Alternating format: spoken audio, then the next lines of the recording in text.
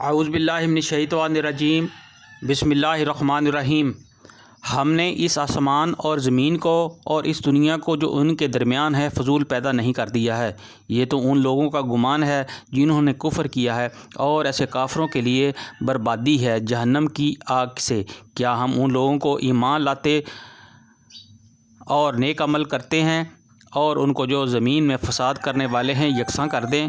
کیا متقیوں کو ہم فاجروں جیسا کر دیں؟ یہ ایک بڑی برکت والی کتاب ہے جو ہے نبی صلی اللہ علیہ وآلہ وسلم ہم نے تمہاری طرف نازل کی ہے، تاکہ یہ لوگ اس آیات پر غور کریں اور عقل و فکر رکھنے والے اس سے سبق لیں۔ اور داؤد علیہ السلام کو ہم نے سلیمان علیہ السلام جیسا بیٹا عطا کیا، بہترین بندہ، کثرت سے اپنے رب کی طرف رجوع کرنے والا، قابل ذکر ہے۔ وہ موقع جب شام کے وقت اس کے سامنے خوب سدے ہوئے گھوڑے پیش کیے گئے تو اس نے کہا، میں نے اس مال کی محبت اپنے رب کی یاد کی وجہ سے اختیار کی ہے۔ یہاں تک کہ جب وہ گھوڑے نگاہ سے اوجھل ہو گئے تو اس نے حکم دیا کہ انہیں میرے پاس واپس لاؤ۔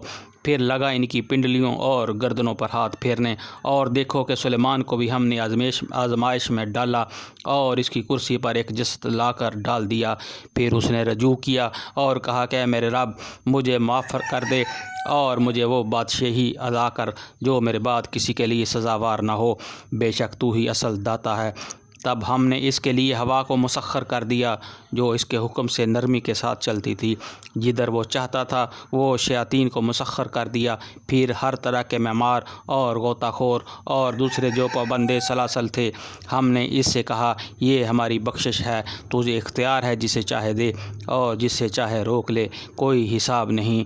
یقیناً اس کے لیے ہمارے ہاں تقرب کا مقام اور بہترین انجام ہے۔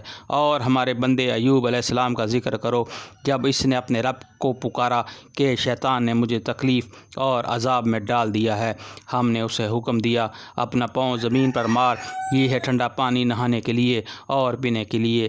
ہم نے اسے اس کے اہل و عیال واپس دیے اور ان کے ساتھ اتنے ہی اور اپنی طرف سے رحمت کے طور پر اور عقل و فکر رکھنے والوں کے لیے درس کے طور پر۔ اور ہم نے اس سے کہا، تینکوں کا ایک مٹھا لے اور اس سے مار دے، اپنی قسم نہ توڑ۔ ہم نے اسے صابر پایا، بہترین بندہ، اپنے رب کی طرف بہت رجوع کرنے والا۔ اور ہمارا بندہ ابراہیم اور اسحاق اور یعقوب علیہ السلام کا ذکر کرو، بڑی قوت عمل رکھنے والے اور دیدہ ور لوگ تھے۔ ہم نے ان کو ایک خالص صفت کی بنا پر برگزیدہ کیا تھا اور وہ دار آخرت کی یاد تھی۔ یقیناً ہمارے ہاں ان کا شمار چنے ہوئے نیک اشخاص میں ہے۔ اور اسماعیل علیہ السلام اور یسوع علیہ السلام اور ذوالکفل علیہ السلام کا ذکر کرو، یہ سب نیک لوگوں میں سے تھے۔ یہ ایک ذکر تھا، آپ سنو، متقی لوگوں کے لیے یقیناً بہترین ٹھکانہ ہے، ہمیشہ رہنے والی جنتیں جن کے دروازے ان کے لیے کھلے ہوں گے، ان میں وہ تکیے لگائے بیٹھے ہوں گے، خوب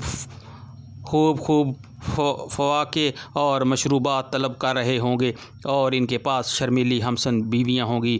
یہ وہ چیزیں ہیں جنہیں حساب کے دن عطا کرنے کا وعدہ تم سے کیا جا رہا ہے، اور ہمارا رزق ہے جو کبھی ختم نہ ہونے والا ہے۔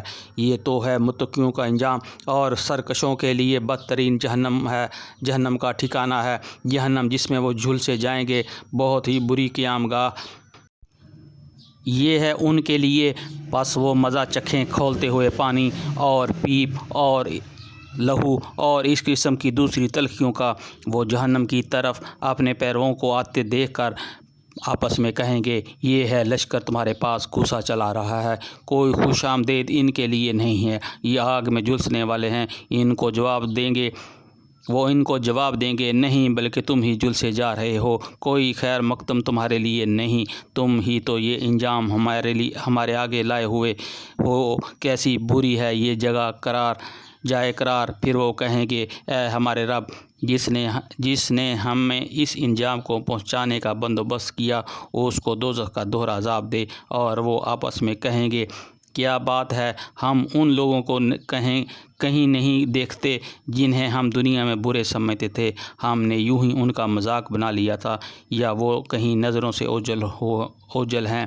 بے شک یہ بات سچی ہے، اہل دوزخ میں یہی کچھ جھگڑے ہونے والے ہیں۔ صدق اللہ العظیم۔